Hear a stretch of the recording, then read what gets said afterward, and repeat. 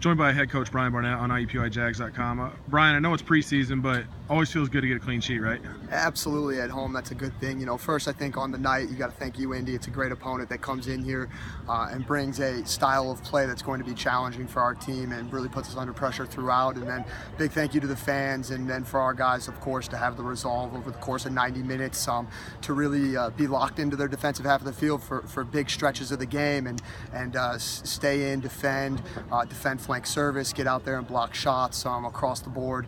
To a man, our guys did a great job of staying locked in on the defensive side of the ball, and I think that's reflective of the progress we've made over preseason and with a focus on that area of the game.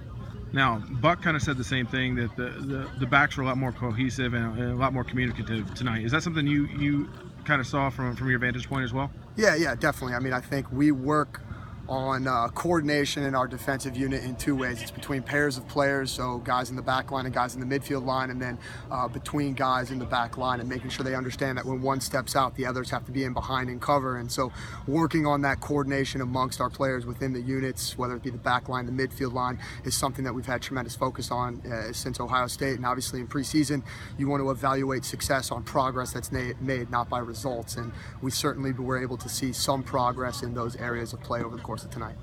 Now, lastly, I know putting goals away was an issue last year. How important was it to get one on a restart on Harold's PK and then to get one in the run of play late?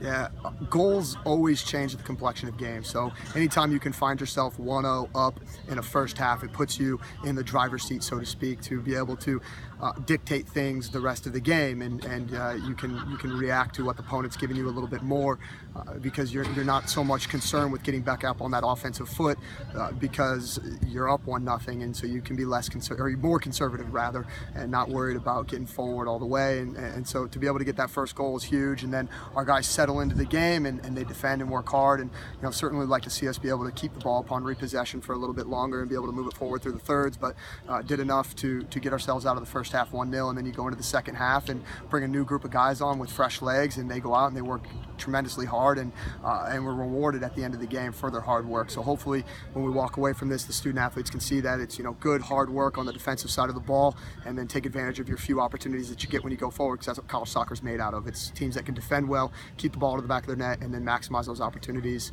on the attacking side of the ball, because they're going to be few and far between. Teams are stingy defensively. All right, thanks for the time, Coach. Yeah, absolutely.